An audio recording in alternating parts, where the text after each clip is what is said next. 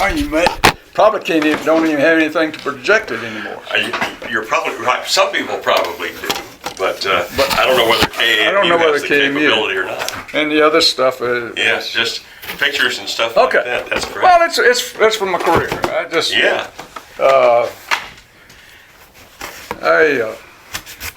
You're part of the Been Shot At, I see. You're the BSA group. Yep. You go have breakfast with them on Monday mornings? I just finished. Just finished? Where y'all meeting at? Denny. Oh, at Denny's, because y'all used to be at Blue Baker a long time ago. Well, I never did meet with them there. Oh, is that right? And then David already moved to Denny's whenever they invited me to join up with the group. Yeah, because I knew they were at Blue Baker for a while.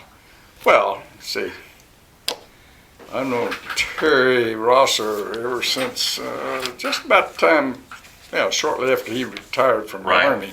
Right.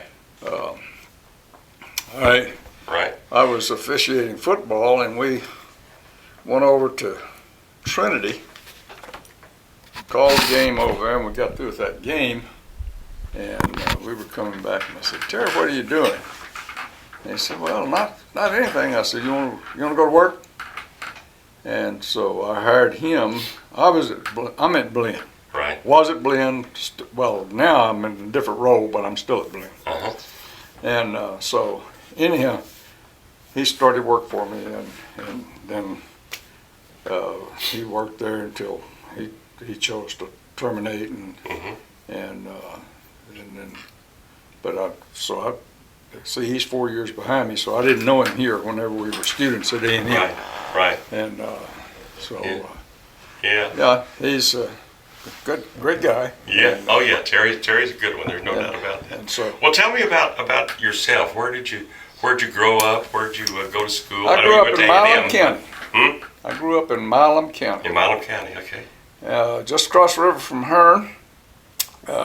My maternal grandfather settled, or the family settled in the Wheelock there, and then moved into Milam County somewhere in they settled here in the 1840s, and then moved over to Milam County, and he had a lot of land there and 13 kids, and my mother was the youngest girl. My paternal side of my family came from Virginia in the 1880s, though, and settled in Milam County, and so I went to Cameron Yo and high school, but I went to elementary and all the rest. Started in a two-room school at Hoyt, and of course there's no school there anymore, and then went to Milano and Sharp and Maysfield, and then to Cameron. And then my senior year, a friend said, "Where are you going to college?" And I said, "I can't go to college." He said, "Why don't you go down to A&M and talk to them?" And so I did, and was accepted. And came into A&M in 1952, and then in 1953,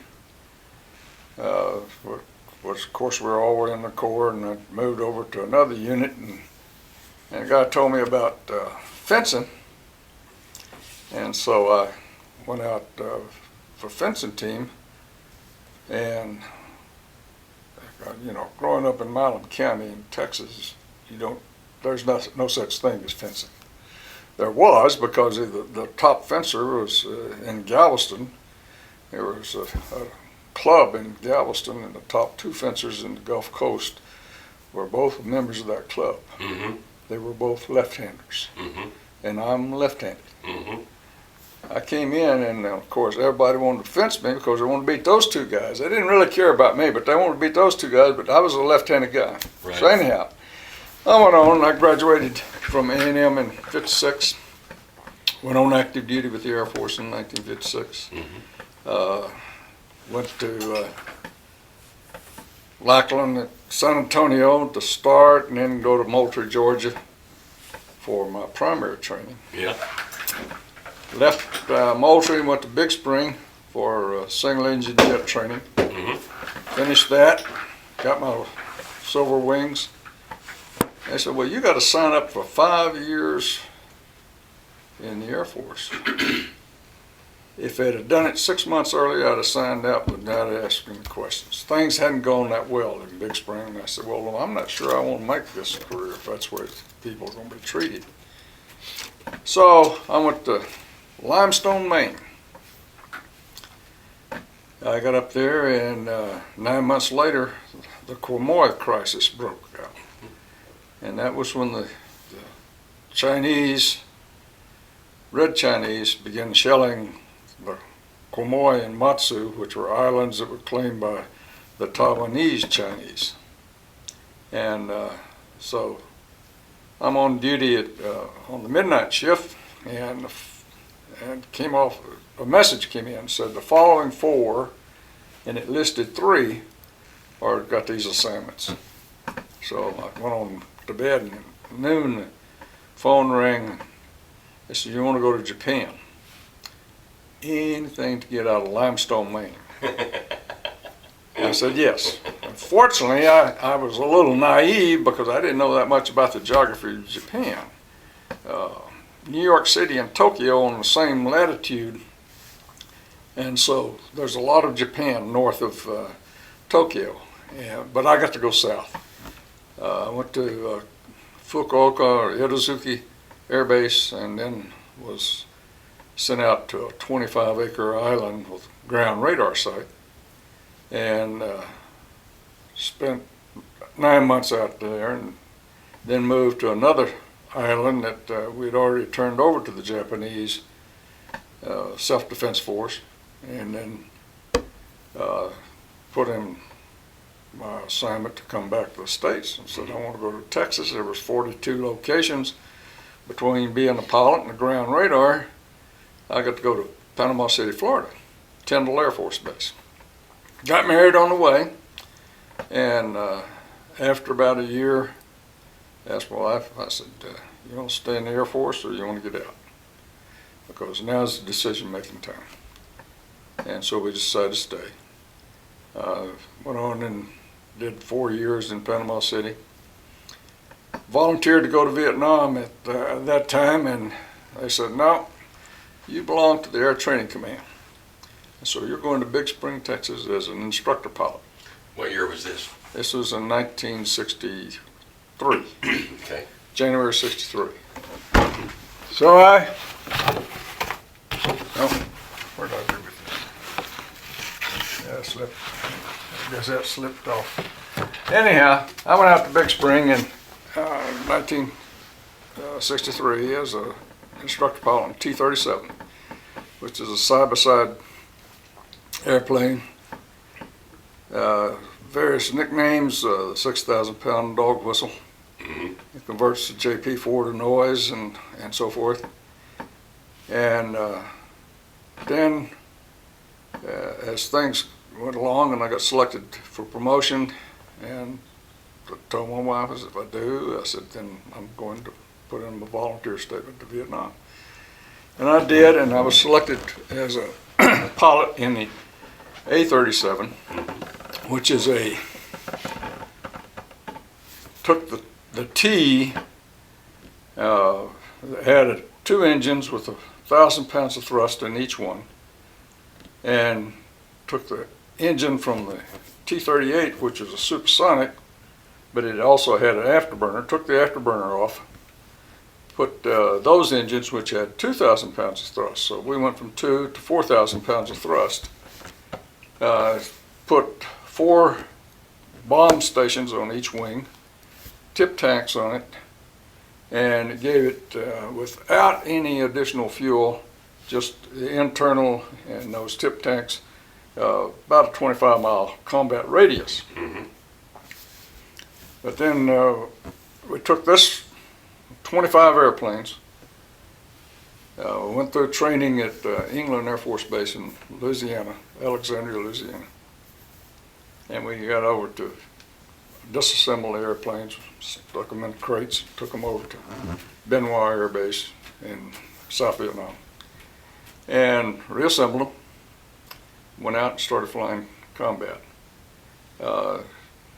We had of those 25 airplanes, this was the airplanes that had been T-37s and just been re-engined and those minor modifications on them.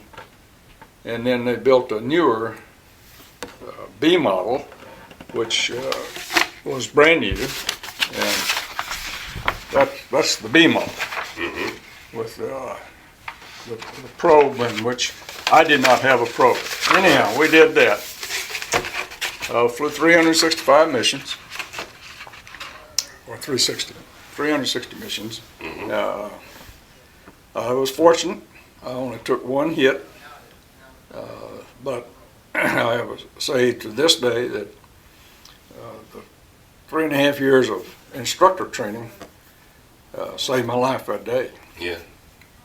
I was on a napalm run, which you're at about 100 feet or lower, and doing 300 knots, and dropped the napalm and took the hit in the left wing, and the airplane went like this.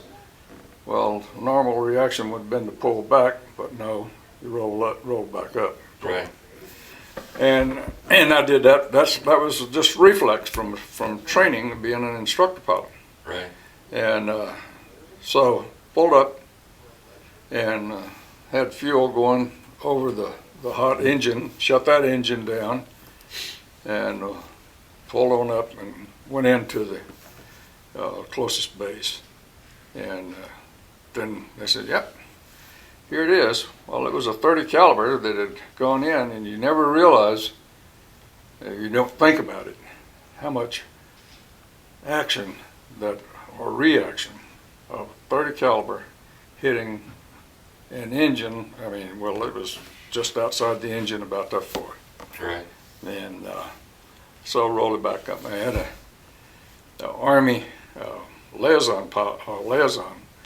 He wasn't a pilot with me, and he couldn't believe it, because we just went on in. Mm-hmm. He started saying, "Hey, that's a fantastic mission. That's really an outstanding."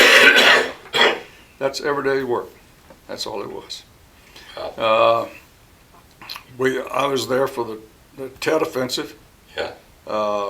Tet 68, and when you say Tet, well, yeah, there's a Tet every year, but Tet 68 is the one that is most memorable in American minds. Right. I think just last couple of weeks it was the 40-year anniversary. That's right. Tet is just Right. took place, and Yeah. anyhow, if I recall correctly, that was the year of the monkey. Uh-huh. I was there 67, 68, so Right. 68 was the year of the monkey. Right. And so I went, during Tet, I had been flying missions out of Pleiku, which is in the highlands, and it's about 2,500 feet above sea level, whereas Benoit was roughly 100 feet above sea level. And so whenever we were in Pleiku, we were flying our missions over in Laos on the Ho Chi Minh Trail at night, busting trucks. The forward air controllers flying an O2, which is the Skymaster built by Cessna with a push-pull engines front and back, and so they'd have two people on board, one flying and one with a night scope, and would find the trucks and then call us in, and we'd come in because we carried our own flares, carried our own ordnance, and we'd go out, and we were going to be up for a couple of hours every time. During that, we were very effective at knocking out trucks. Mm-hmm. We had, just over in Laos, just across the border, we had a little river that's coming down, and there was an anti-aircraft gun site that was there. And it was not causing a lot of trouble. It hadn't shot any airplanes down, but it was always there, and we knew it. So they decided, okay, let's take care of it. So I arranged with the people in Saigon who cut mission orders for one airplane, the one that's supposed to go out at, say, at 8 o'clock, to drop back to 8:45, and the one that was going out at 10 o'clock to move up to 9:15. So we had a 30-minute break, and so you went out and went on out to the west, and then came back, and as the other aircraft was coming in, and so we then teamed up, and I was in, and that was the first mission I had flown, and so I'm in the right seat, giving me a night mission. Mm-hmm. And we start down, and they're firing at us, and then when they started firing at us, well, it didn't work the first time, so we had to come around again, and they're firing at us. Well, then we dropped two 750s right on them, and we didn't have any problem with that gun place from that point on. Yeah. After the TET took place, well, they said, okay, everything was back in country, and we didn't get to go over and bust trucks at night. Went back to Benoit, and when we were gotten back there, when we were up at Pleiku, whenever we were going to have night attacks, they would walk the rockets in, start hitting way out, and then keep coming in. So you had plenty of time to get from your bed down to the bunker. We hadn't been back 2 or 3 days, and siren goes off, and I'm trying to pull on my boot, and a rocket hits just outside the building in which we were located. Now, the building that we were in at the time was a French building. Mm-hmm. That had been built several years before, and Yeah. the French built those buildings with walls 2 foot thick. Well, the rocket is not going to come through there. And it hit this, what we call a hooch, where some maintenance people were living. All of them had gotten into the bunker before it hit. Of course, it set it on fire, and it was a ferocious fire. And that was the last time I ran for a bunker. Yeah. Because we said, wait a minute. When a rocket hits, detonates, it's got a pattern kind of like this, in which you got shrapnel going up.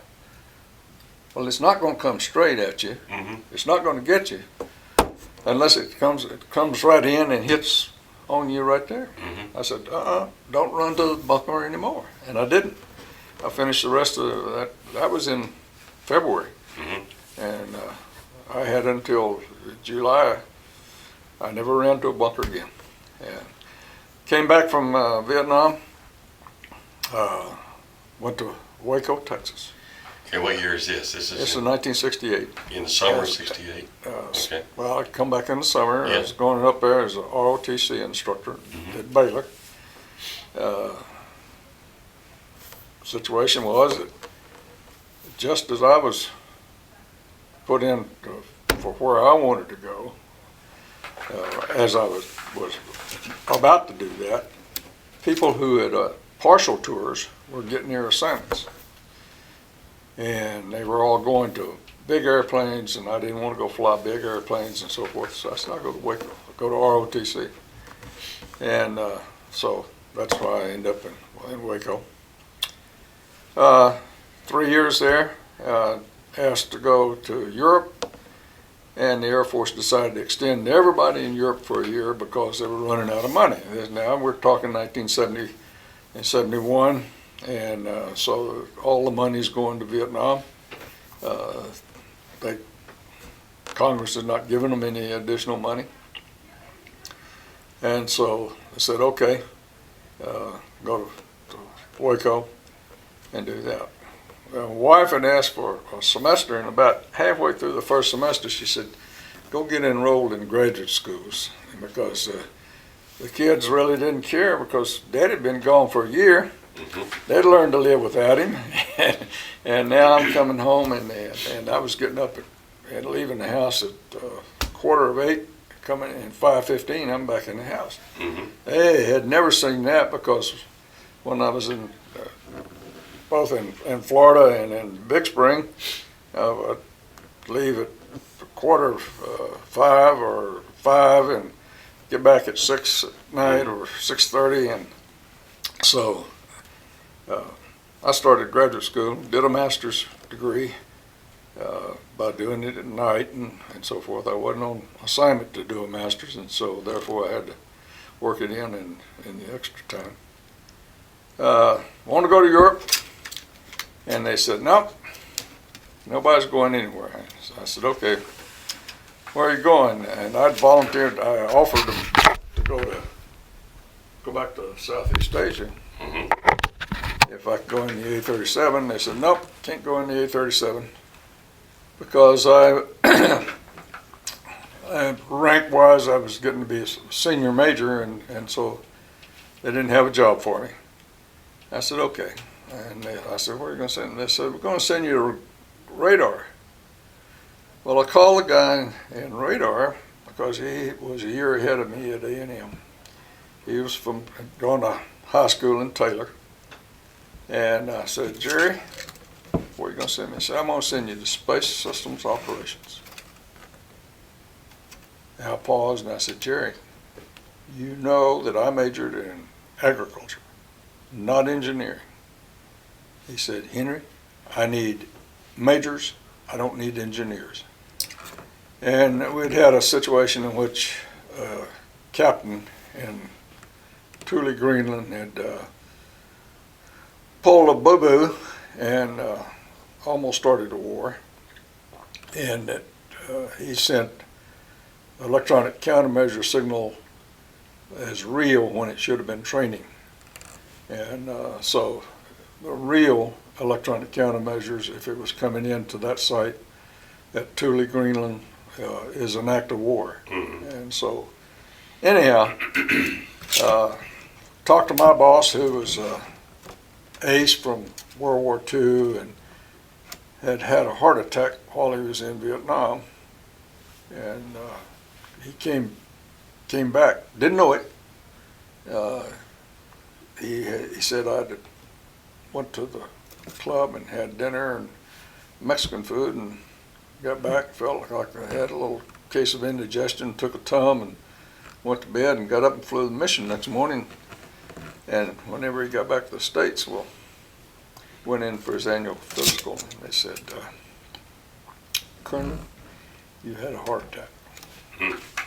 Well, essentially he was on the list to make a star, and he knew that was the end of his career, and he fought it, but he went all the way to Brooks Army Medical, which is the most intensive medical examinations, and they said, Colonel, you've had a heart attack.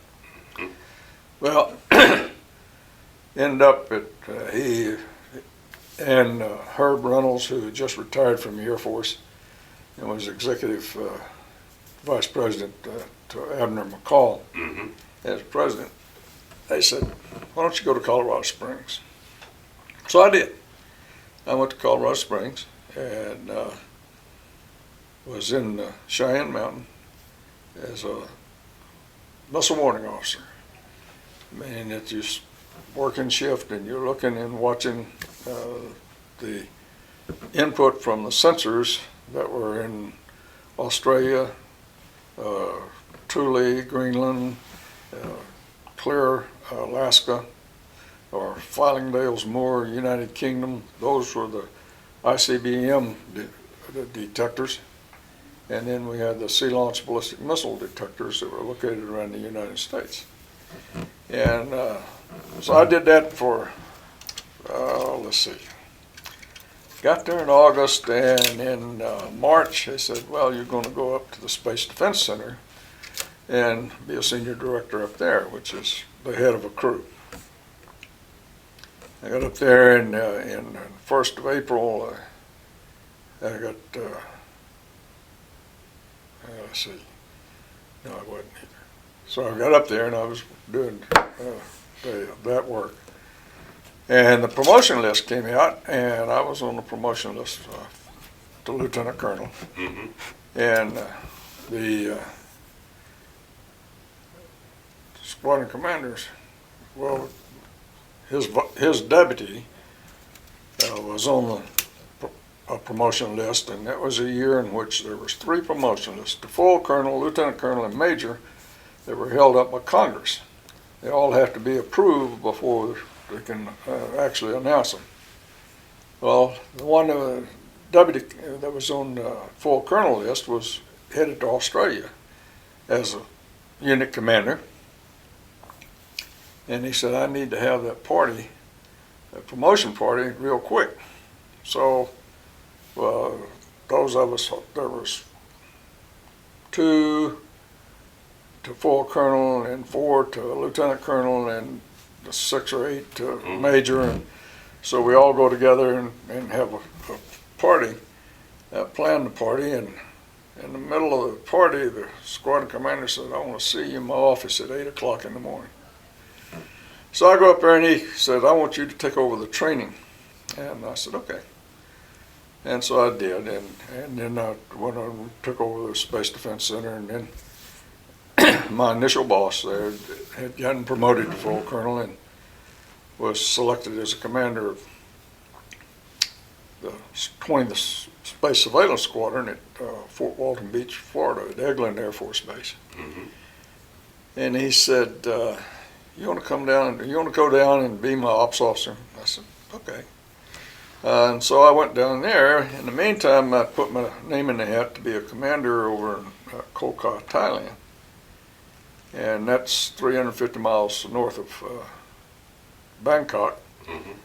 Anyhow, I'm at Eglin. Before he left, they had taken operational readiness inspection and busted it. The worst score that headquarters had ever given out. And so he said, told me, he said, I'm going to warn you now. I said, I found out. He said, it's a pretty bad shape down there. He said, do you still want to go? I said, sure, I'll go. He said, well, we've got to get ready for re-inspection. So I went down, and my wife stayed in Colorado Springs to sell the house, sell a car that I didn't need down there.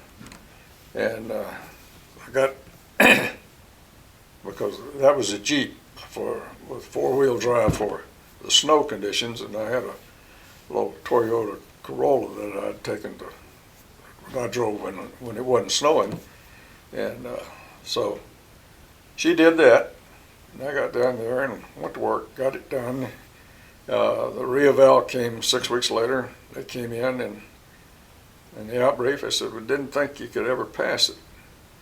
And if it wasn't a re-eval, you could get an outstanding. But we didn't make it, and I got selected to be the commander over in Koh Ka, and went over there in 1975. I was there until March, and middle of March, Saturday afternoon, and my phone rings. I'm in the room, and it says, Colonel, you need to come down here and read this message. So I get down there, and the message was shut down at midnight. And what had happened is the base commander knew that things were going bad, but he hadn't told me. So he and I had a fight over that, and I had to get us, I had 1 million pounds of steel and electronic gear and everything to get packaged up, and I had 60 days to get it moved. Well, I finally got a hold of the people back in Colorado Springs, told them that, hey, we got to shut down. They said, okay, because the ambassador is the head of the country team, and that's what it's called, and he's the one that calls the shots. And he said, you got to shut down, we got to shut down. And so we did. 47 days later, we were through. We packed it up and shipped it out. And I came back to Colorado Springs and went in the 14th Aerospace Force, and they said, okay, you'll be the assistant deputy for operations. And then in January, word came out that I'd been selected for promotion. And 3 or 4 months later, came in and said, "Where do you want to go?" And I said, "Where do you need me?" And that's always been my answer, because I had no mission to go anywhere specifically. And they said, "Okay, well, the guy who made full colonel when I made lieutenant colonel and gone to Australia was my boss again." Mm-hmm. And he said, "I think you ought to go to Denver." At Buckley Field, we had, we can talk about it now. I couldn't have told you any of this in the 70s, but anyhow, we had the satellite that detects missile launches. Mm-hmm. It's called the Defense Support Program, DSP. And so we had a satellite there, and there at Buckley was the ground station that controlled the satellite, and then it had all of the feed that came down. Of course, we didn't have any launches except the ones that we knew about. The Soviets never launched a sea-launched ballistic missile. So I did 3 years up there, and in the meantime, the Aerospace Defense Command, which owned that property, was done away with, and we all became a part of the Strategic Air Command. And I went up there in 78, summer 78. And in 79 is when that took place. Yeah. Then I was not a fan of Strategic Air Command. They did a fantastic job, but I'm an original Air Force. Right. It's like whenever I was in Thailand and they said, "Move out," I said, "Okay. We got a few military people here, and we got a bunch of people under contract." Well, by the military rules, whatever a contractor's supposed to do, he does, and the military doesn't touch it. And whatever the military is supposed to do, the contractor won't touch it. But he and I sat down and said, "Hey, let's throw those rules out. Whatever needs to be done, let's get it done. If it's packaging this, and it's in your area, but our people are not doing anything, there's no use in us sitting on our fanny watching you whenever we could be helping you and get it done." And that's where we got out in less than 60 days. Yeah. I don't know what it cost us. I can tell you that 2 Harvard graduates got us out because the stem on which this 90-foot dish antenna sat needed a 1,000,000-pound crane. Wow. No, wait a minute, 100,000-pound crane pull, and the closest one that we had in Air Force was on Guam. Well, to get it from Guam by ship over to Thailand would have taken a heck of a long time. Right. Thai Electric had one. The manager of Thai Electric in Bangkok was a Harvard graduate. The GE manager of my site that was under contract was a Harvard graduate. Mm-hmm. That relationship of 2 Harvard grads got that crane. It was only about 50 miles north of us. Mm-hmm. But they were working 6 days a week. The Thais didn't take off Saturday. They worked 6 days a week. They'd take off Sunday. Anyhow, that crane came in there Saturday night after dark, parked it. When the sun came up Sunday morning, they went to work. When the sun went down, the crane was on its way back to its work site. And as I say, I don't know what it cost us. Yeah. I do know this, that they wouldn't let me write a letter of thanks officially to General Electric because we got the job done. Yeah. But they said, if you write a letter, then the contract's going to cost more. Yeah. And so I didn't get to do it. Right. Anyhow, I finished my 3 years in Buckley, and I had been watching what was going on down here in ROTC, Right. at Texas A&M, and I put in my application. Colonel Ken Durham was 2 years ahead of me, and he and I had both been waiters in the dining hall and Dunkin' at the same time, and so he knew me from that, and he said, "You probably wouldn't have got this job if you hadn't flunked Shakespeare." When I look back on it, when I was at A&M, or before I came in, when I was a senior in high school, in my day, seniors took English literature for one semester, and then you took grammar for the second semester your senior year. And I enjoyed English literature. Well, I got here and I had tested for Chemistry 109 instead of taking Chemistry 101 and 102. I got to take Chemistry 109, which is all you had to take as a freshman. If you took that, but then that meant you had 4 semester credit hours somewhere to burn. Well, in English, how I got that I didn't know, but I also tested for a special English course. So I didn't take English 101, 102. I just took English 103. And when I took that, then I took English 212, Shakespeare. Well, what I thought Shakespeare was saying and what that professor did not agree, and I flunked it. But anyhow, he told me, he said, I got selected to be the commander and head of the Air Force ROTC here, and I came here and did 3 years. So what year was that? That was 81 to 84. Okay. And they said,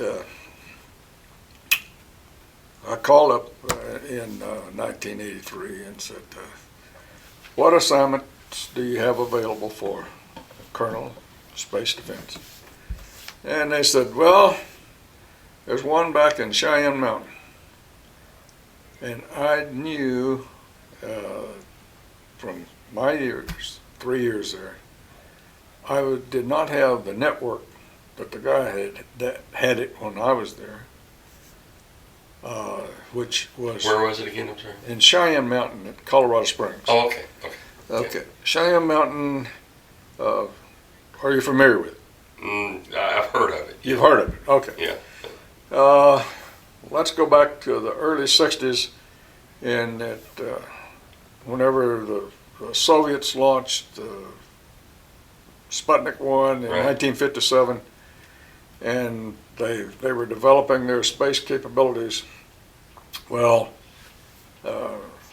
Air Force or the DOD started looking and said, we've got to have a place that we can carry out command and control in case of a war.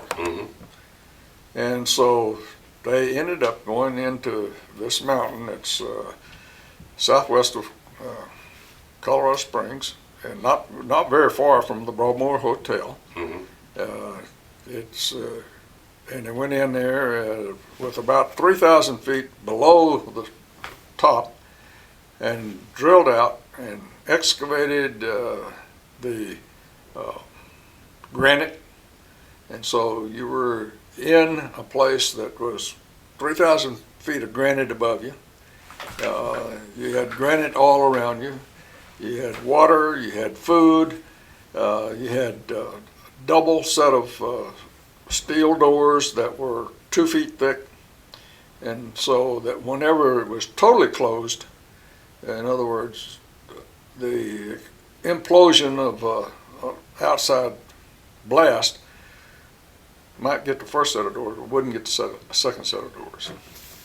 And so that's where the command and control for space and air defense of North American continent took place. And then you had a similar underneath the ground at Omaha, Nebraska.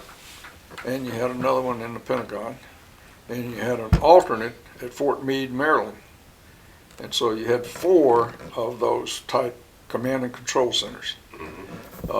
And so the job that was for a coordinator and of everything, and as far as the computers and the software and everything was going on. Every general in Colorado Springs except the commander of Fort Carson and the superintendent of the Air Force Academy felt that you worked for him. And I said, no, I don't need that, because I had less than 2 years to go if I had stayed, and then went at the last minute. So I went ahead and retired. After my first year here at A&M, I said, well, let's look at things. What am I going to do when I retire? And I went and took a graduate course. Here at A&M? At A&M. One of my associates on This is when you were here between 81 and 84, right? It's 81 to 84. Right, okay. This was in 82. One of my associates from the fencing team was a faculty member. And I talked to him, and he recommended a course, and I took that one course. And then I said, well, what about another one? And I took another course on John Hoyle. And after that course, they said, you've got to make a decision if you want to take any more graduate courses. I said, okay. I said, whenever you've been in the military, you're either fighting or you're training, and training is education. And so when I looked at it, I've been either an educator or an administrator of education for 15 of my 25 years. And so I said, okay, educational administration, I'll take that. So I went, and they said, you got to go take a GRE. Took that, and I was going to get an EDD, and they said, no, you scored too high. You got to take a PhD. And I said, okay. So I did that, started it, and I could take one course a semester. It was okay. And so then when I made the decision to retire, I continued that, and went after 6 months. The head of my committee said, you want to do an internship with Blinn College? Yeah, I take it back. It was 18 months, and whenever he said that, I said, yeah. And so I went over and I did an internship in Brenham, and with Mr. Schwartz, who was president, and Dr. Volter was financial vice president, and that started in January, and so long about, well, in February, the Dean of Men resigned. His family he was an only child. His wife was an only child. They had kids. So there's 2 sets of grandparents that wanted those grandkids closer to West Virginia than they were. And so they got him a job as a federal district clerk. And he went back to West Virginia. And so then at the end of the semester, they said, well, you got the Dean of Men, and we've got the academic advisor, counselor over in Bryan College Station. Well, go back to economically, it wasn't the right thing to try to sell here and go to Brenham, because that was in 86, and we were still in that high interest rate. Yes, it had dropped below the 17% that I had to pay when I made my first house purchase here. And it's the same house, except that it's been refinanced 3 times to get it down to a manageable level. And so I said, okay, I'll take the job over here. Well, I went over here. I was teaching economics and intro to business, And then they called me over there in first of '87 and said, we want you to take over the College Station campus. And so I was an administrator on the College Station campus from 1987 to 1997. Then we merged the whole operation over on the current campus. New campus. Did that for 3 years. Then I looked at it and I said, well, I'm spending a lot of time out here, and I'm paid well, but that's not the point. There's no need for me to do it because I'm not making any money. I'm sending most of it to Washington. And so I went ahead and requested reassignment to the classroom. I teach part-time, Tuesday and Thursday mornings from 9 to 12. Well, if anybody that's been in the instruction knows that you spend a lot more time preparing than you do teaching. Yeah. Done that. Well, at the same time I did that, well, a member of the Sunday school class I was in at A&M Methodist said, hey, we need some help with this tax aid program. And will you help us? Well, I didn't have a reason to say no, because when I was in Big Spring, I became a member of the JCs. Having grown up in agriculture, and that's you don't know whether you're going to make a crop or not, and don't know what the price of cattle are going to be, and so I said okay. And out there in the JCs, the JC Creed, service to humanity is the best walk of life. Those are the last line of the JC Creed, and I kind of adopted that. And so whenever he asked me to help him, I said I couldn't say no. And so I got involved in the tax aid, which is a AARP-IRS joint venture. We worked, I'm starting the 9th year.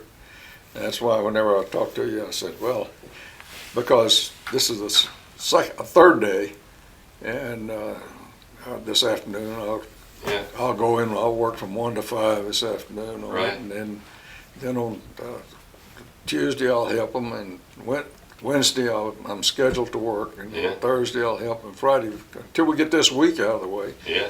And by the end of this week, then we'll have it kind of under control. But right now there's just a crowd of people that and they it's for the elderly and low and middle income people. Right. So anyhow, we don't do businesses, and we don't do agriculture, and we don't do rental houses and so forth. But and then of course I belong to the Lions Club and Quiet Birdman, which is a pilots group, and Air Force Association. Bring y'all a magazine every month. Yeah. Sometimes I'm slow getting it here, but this month I was. Right. Or last month, really. Yeah. And I've been through the chairs in the Air Force Association, state president, and I've just stayed busy and keep going. And that's your wife. I married a girl from Milam County. Both of us went to the same high school. She was 5 years my junior. Yeah. We have 3 kids. The oldest one was born in Texas. He lives in Destin, Florida. He is, we used to call him our beach bum, then our professional beach bum, and then our professional entrepreneur, as he developed his business as a beach rental service. You go to the beach and there's the umbrellas and the chairs and so forth. Well, somebody's got to run those, and that's what he does. Where is it? In Destin. In Destin, okay. In Destin, Florida. And that white sand. And, wow. Yeah, whenever we got married and we went to Panama City, well, looking at the map, you turn off at Pensacola off of Highway 90, and you get on Highway 98, go to Pensacola and go on down and stay on the coast all the way to Panama City. Well, I crossed over the bridge from Okaloosa Island to Destin, 2-lane bridge. Yes, it had a high arc so that the boats could go under it, and then there was nothing. I mean, just there was a little motel, a gas station. I don't think a church was there. And a lot of white sand, a lot of white sand. We were in Panama City. I asked my wife, after we decided we was going to stay in the Air Force, I said, where do you want to retire? She said, in a flippant answer, wherever you can find a job. Well, we didn't buy any land, and the land was cheap then. Of course, we didn't have that much money. But today, land down there that's way off of the coast, $10,000 an acre. Yeah. It's unbelievable what it is. And then child number 2 is a daughter that lives here in College Station. She's a professional. She's never at home. She's an accountant that works in the hospitality industry. While she was at A&M, she did, well, first son came to A&M, he spent a year, and then he wasn't interested in education, and so he dropped out. She came to A&M, and she got her degree in accounting. She worked at the MSC and as a night auditor in her senior year, I think it was. And so she went into the hotel industry in Dallas, and then connections there that made there went on, and then she went to Lexington, Kentucky. When she was her supervisor, whenever she first went to work for the Sheraton in downtown Dallas,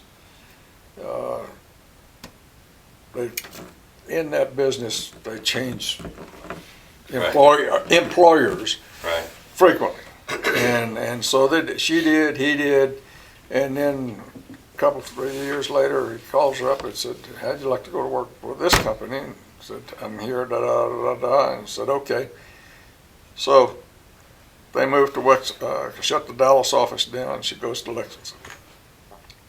Well, the fortunate part about that, while she's in Lexington, my mother-in-law had always said she wanted to go to the Kentucky Derby.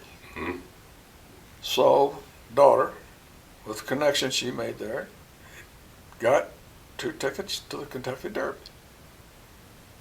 Mother-in-law at the last minute said, "We don't want to go." Well, am I going to let tickets to the Kentucky Derby go to waste? And so my wife and I did get to go to the Kentucky Derby.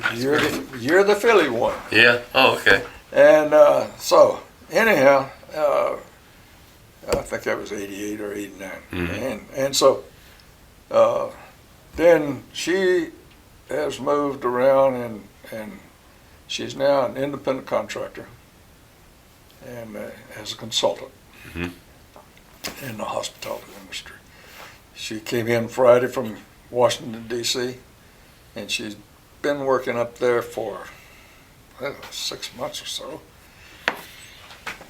She had a dental appointment this morning to put a crown back on, and then she's driving to Houston. She's going to be in Houston for 10 days. Yeah. She thinks. Yeah. Maybe 5 days. Yeah. And she's going to work the end of the month reconciliation of all the accounts and everything and so forth is a key for the controller. Right. And so that's essentially what she's doing. Yeah. She was training the guy in Washington. She left him with her fingers crossed with the hope. Right. Now she's going to Houston, and then she doesn't know whether she's going to St. Paul next week or where. She's busy. The youngest son spent 4.5 years in the Navy. We were in Denver, and he was the renegade and of the 3 kids. Mm-hmm. And I had my orders to come down here, and I called him and I said, son, here's what, I don't care what you do, but you're not going to stay here and be a bum. That was my instruction. And so it wasn't too much later, he come in, I want to join the Navy. And so he wanted us to sign the papers because he was under 18. I said, are you sure? He said, Dad, I don't want to be in the Army, carry a rifle and on the ground. I don't want to be in the Marines. That eliminates the Marines too. And he had hurt it, injured his eye, so he knew he couldn't fly. And so he said, I'm living on an Air Force base, and I don't like what I see. Yeah. Well, what it amounted to is the discipline that he knew there was lack of discipline. And this was, talking 80, 81. And so he said, I'm going to the Navy. Well, I couldn't argue then. He'd given me his reason and his rationale. It was pretty good. So he spent 4.5 years. Yeah. Came here, went to college, but while he was in the Navy, he came home and on leave or vacation said, Dad, I want to buy a motorcycle. Will you sign it up? I said, cosign. I said, okay. I said, okay, I know what that means, but I said, I'll tell you what I'll do. I said, I'll cosign it if you make an allotment to make the payments. He said, I'll do that. Well, what it amounted to is that's in the military finance program is that you tell them that I want X amount of dollars to go to this place, and they'll do that. And so you never see that money. Or it's called an allotment, and they'll make payments for you, whether it's for insurance or a vehicle or whatever. I said, but because that way I knew that it was taken care of. And so he tried to make a deal with the local people, and he talked to the people in Houston. Well, it was about $800 difference. So he made an agreement with the people in Houston. We get down there, and he said, could you start the warranty on this in 2 years from now? They said, we've never heard of that, but we'll ask Harley. And Harley said yes. He said, it's not going to be run. It's going to be something in Dad's garage.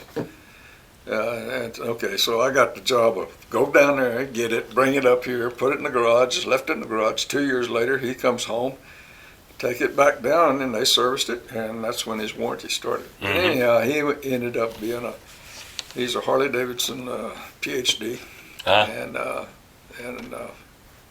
works, lives in Waco, outside of Waco. I'll be darned.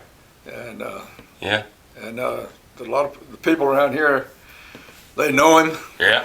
In the Harley community, yeah. They know him. They know him quite well. Yeah.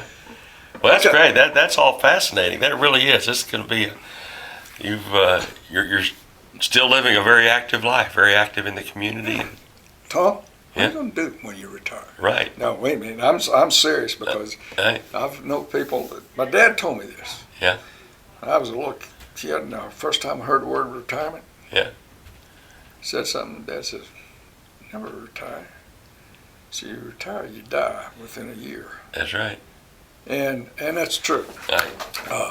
So the bad thing about retirement is you never get a day off. Well, you're right. You're right. That's it's like sure we're gonna do this. I got a BSA every Monday morning, and right. My normal routine is I go from BSA to exercise. I had about 3 ski trips ruined and micro tears in my calf. Mm. And the last time I get back to Dallas, I call down here and I said, I need a referral for Scott and White. And I said, I need a referral to sports medicine. Oh, you got to come see us first. Well, the bureaucracy. Well, you got a micro tear. It's going to take 6 months for it to heal. I said, oh, wait a minute. So I went over to Bill Nix over in blend kinesiology. And I said, Bill, laid out what had happened. He said, well, I always wondered what it's going to be like when you get old. Says, I'll either kill you or get you in shape one. So I've been going over there. I've been exercising with him 7 years now. Yeah. And I normally do 3 days a week. Right. How old are you? I'm 73. 73. And so I do my skiing. Mm-hmm.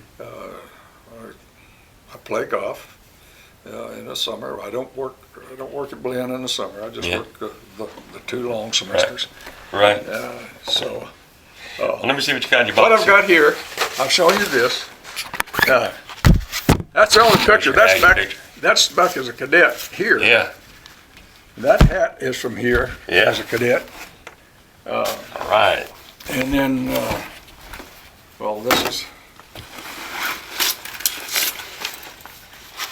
this is the helmet that I wore in Vietnam, and Wow.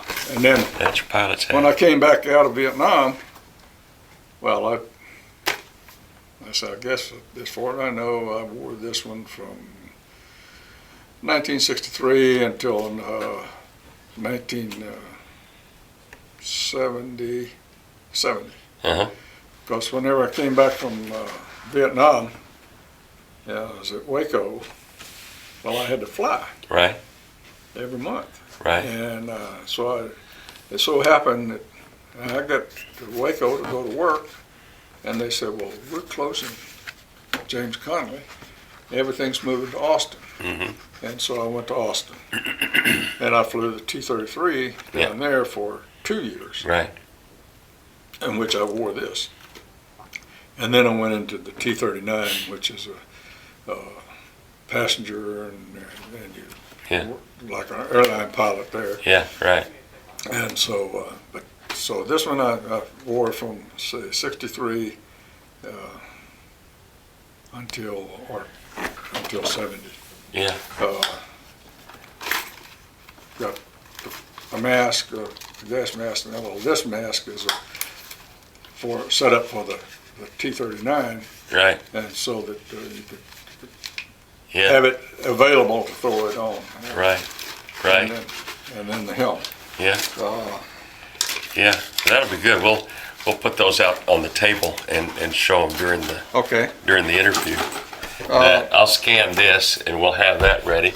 And then I want that. This is it's the airplane poster. This poster. So this is what you flew. No, No. that's the B model. Essentially, it's the same airplane. Right. Because, these were built new after 1966. Right. Right. And it had this probe. Mm-hmm. Let me see. Here's what I wanted to show you here. Okay, this shows you. In this case, they've got 2 drop tanks. These are 750s on the inboard. Mm-hmm.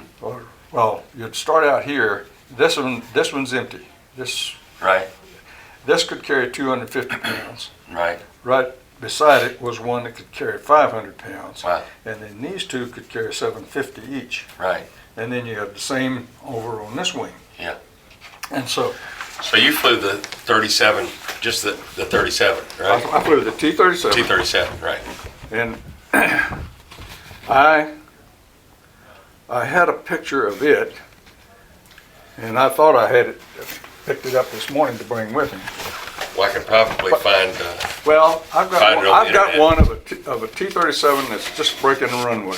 Oh, is that right? If you bring it on Thursday, we can capture it there. Yeah. This was given to me up at Waco by my students. Let's see, Bob Carmichael, Wayne Smith. Let's see, Ivan Hinder, Bill George. Bill George, and this was a flight indoctrination program class of 71. Right. Hills Angel. Well, this with the ROTC, they had Angel Flight also. Right. But these guys weren't angels. That's why they gave it to me. Hills Angels were those guys. Yeah. All right, how do you want? Just put them back in You there. want this in here now? Yeah. If you don't mind, I'll just take this box and then I'll just bring it on Okay. Thursday and just have it all for you, and we'll just have it laid out there. Now, I don't know. Yeah. What's I don't. This is just a computer that pilots use. Oh. Okay. And, in order to do our planning and flight planning and so forth. Right. But we might look at that. It's kind of small. It might not fit. I'm gonna find out if they can do anything with this. What is it if they can? it's strictly gun camera film. You're going you're going to see is bullets going out, and was this from your? That's they're all. Oh yeah, that's all my. All your stuff. Yeah. Okay. I'm going to see if they have any method of transferring that. That's what I didn't know. I'll find. They might not, but if they do, then we'll certainly. And the game, I'm not sure. Yeah. I'll find out. But like I say, I'll take care of all of this for you. Okay. And now these were just.